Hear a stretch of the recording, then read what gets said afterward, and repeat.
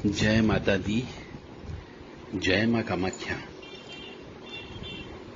यदि मनुष्य को हर 2-3 महीने में सपने में सांप दिखाई देने लगे और कई बार सांप जो है जिसको दिखाई देते हैं उसको काटने का प्रयास करते हैं, फुफकारते हैं, क्रोध करते हुए दिखाई देते हैं और कई बार तो मनुष्य दौड़ लगा रहा है और उसके पीछे सांप पड़े हुए हैं बहुत सारे, और अचानक वो किसी गड्ढे में गिरता है या खाई में गिरता है और उसकी नींद खुल जाती है। यानी सांप काट नहीं पाते और उसकी नींद खुल जाती है।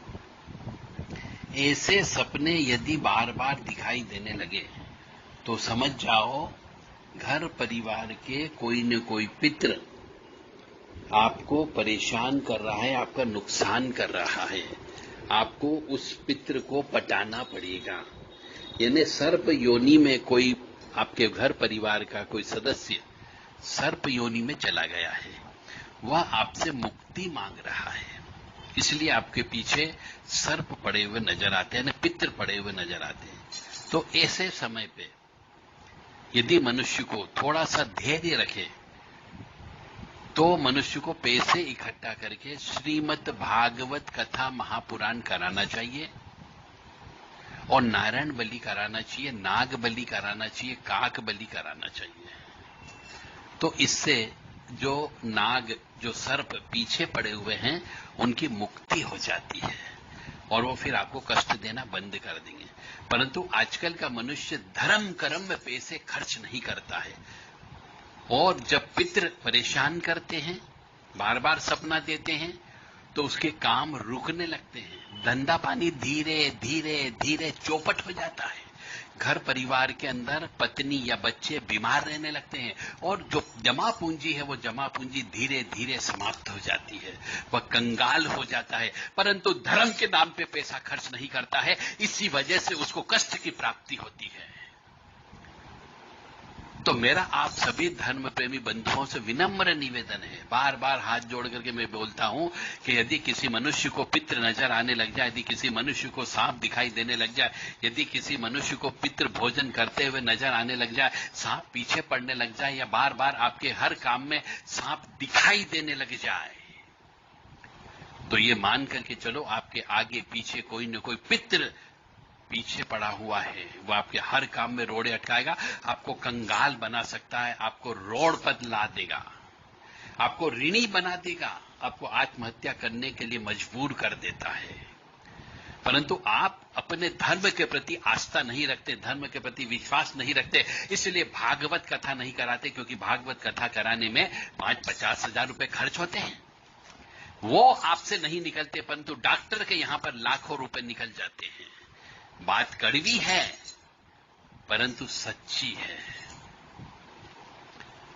तो जिस परिवार के सदस्य को सपने में अपने पितृ दिखाई देते हो, सपने में सांप दिखाई देते हो, चाहे 2-3 महीने में दिखते हो या हर 15 दिन में दिखते हो या 6 महीने में नजर आ जाते हो, तो भी समझ जाओ अब आपकी सर्विस करते हो तो सर्विस खतरे में है। यदि आप धंधा पानी करता तो धीरे धीरे धंधा पानी आपका चलना बंद हो जाएगा। घर के अंदर बीमारियां आ जाएगी, घर के अंदर रोग आ जाएगा, घर के अंदर शोक आ जाएगा, घर के अंदर व्याधि आ जाएगी और धीरे धीरे आप समय से पहले ही वृद्ध हो जाओगे।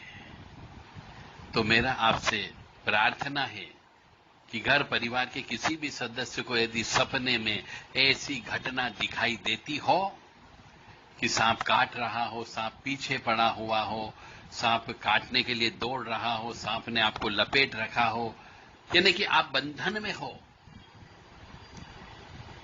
तो आप जितनी जल्दी हो सके श्रीमद् भागवत कथा महापुराण पितरों की मुक्ति के लिए जो गुप्त रूप से होती है वो आपको कराना है। कोई ढोल नगाड़े नहीं बजाना है, वहां स्त्रियों को नहीं नचवाना है, कोई स्टेज नहीं बनाना है। गुप्त रूप से पितरों को सुनाई जाती है श्रीमद् भागवत कथा महापुराण। इसका पाठ 7 दिन तक चलता है। 8वें दिन जो मुख्य शास्त्री जी होते हैं वह नारायण बलि का कार्यक्रम करवाते हैं। और जब भागवत जी होती है तो 7 दिन में भी सपने आ सकते हैं, तो जो सपना है उसके अनुसार नाग बलि भी करा सकते हैं, काग बलि भी करा सकते हैं और प्रेत की शांति भी करा सकते हैं। यदि आपको कोई उचित व्यक्ति मिल जाता हो तो उनसे अवश्य करवाइए, और नहीं मिलता है तो आप देव राधा ट्रस्ट सत्यवाणी चैनल से संपर्क कर सकते हैं। परंतु कार्य विश्वसनीय तरीके से होगा, विश्वसनीय तरीके से होगा, विश्वस्त रूप से होगा और अच्छी तरीके से कार्यक्रम होगा। और इसके लिए आपको पैसा खर्च करना पड़ेगा, जो पैसा कम से कम 60,000 रुपए लगने की संभावनाएं होती है। आप पैसों को देखोगे तो दुख आपके पास आएगा ही आएगा, और यदि दुख से निवृत्ति चाहते हो तो पैसा खर्च करना पड़ेगा। यानी कहीं न कहीं पर आपको बलि तो देना पड़ेगी। चाहे पैसे की बलि दो, चाहे हॉस्पिटलों में पैसे की बलि दोगे, चाहे आप इन्वेस्टिगेशन रिपोर्ट में बलि दोगे पैसे की, या फिर पंडितों के हाथों में 60-70 हजार रुपए की बलि दे दो। अपने हाथ से खर्च होना बलि ही कहलाता है, त्याग कहलाता है, सेक्रीफाइस कहलाता है। तो ज्यादा अच्छा है धर्म कर्म पे पैसा खर्च करो, तो आपको कष्ट भी कम होगा, दुख भी कम होगा और आपका पुण्य भी बढ़ेगा और पितरों का आशीर्वाद भी प्राप्त होगा। तो मेरी बात कड़वी अवश्य लगती है, और कड़वी लगेगी भी सही, परंतु कड़वी गोली खाने से ही मनुष्य का शरीर स्वस्थ रहता है। इसीलिए कहते हैं सुबह सुबह रोजाना 8-10 नीम की पत्ती, मिश्री के दाने और काली मिर्ची के साथ में चबाने से शरीर स्वस्थ रहता है। इसी तरीके से अपनी जिंदगी में श्रीमद् भागवत कथा महापुराण कराने से आपके घर परिवार में सुख समृद्धि शांति बनी रहती है, पितरों की कृपा बनी रहती है, विवाह आदि समय पर हो जाते हैं, बच्चे जल्दी उत्पन्न हो जाते हैं और धन संपदा में वृद्धि होती रहती है। और जहां पर पितरों की कृपा नहीं होती है वहां पर पैसे धीरे धीरे बर्बाद होते जाते हैं। मानो या न मानो, यही सत्य है। आप देव राधा ट्रस्ट सत्यवाणी चैनल के जो व्हाट्सएप नंबर है 9893128047 और 7649862712, इन नंबर पर आप संपर्क कर सकते हैं। अपनी पूरी जानकारी सहित आप अपॉइंटमेंट लेकर के श्रीमद् भागवत कथा महापुराण आप अपने घर पर विधिवत करवा करके पितरों से मुक्ति प्राप्त करके पितरों से आशीर्वाद प्राप्त कर सकते हैं। जय माता दी, जय मां कामाख्या। ओम देवताभ्य पितृभ्यश्च महायोगिभ्य एव च नमः स्वधाय स्वाहाय नित्यमेव नमो नमः। और जब तक आप भागवत जी नहीं करा पा रहे हैं, पैसे इकट्ठे करेंगे, तब तक आप चाहें तो जो हमने मंत्र बोला है इस मंत्र का आप जप कर सकते हो। रोजाना सुबह शाम कम से कम 1.5 घंटा सुबह और 1.5 घंटा शाम को सूर्यास्त के समय पे और सुबह सूर्योदय के समय पर आपको जप करना है। ओम देवताभ्य पितृभ्यश्च महायोगिभ्य एव च नमः स्वधाय स्वाहाय नित्यमेव नमो नमः। और दूसरा मंत्र है ओम अनंतम वासुकिम शेषम पद्मनाभम च कम्बलम शंखपालाय च करकोटकम तक्षकम च कालिये। ये 2 मंत्रों को रोजाना आप जप करें और पितरों के निमित्त दान धर्म करते रहें। अमावस्या का उपवास करके पितरों के निमित्त तर्पण अवश्य करें। पीपल के नीचे दूध, जल, काले तिल रख करके पूजन अवश्य करें। जय माता दी, जय मां कामाख्या।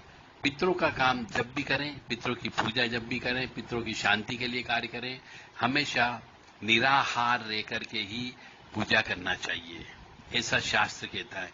परंतु यदि किसी मनुष्य को ब्लड प्रेशर की प्रॉब्लम हो, शुगर की प्रॉब्लम हो या गोली लेना अत्यंत आवश्यक हो तो फलाहार, कोई भी फल खा लें, ककड़ी खा लें, ऋतु फल जो भी हो वो खा लें और गोली ले लें, उसके बाद पूजन पे बैठें। किसी प्रकार का दोष नहीं लगता है। जय माता दी, जय मां कामाख्या।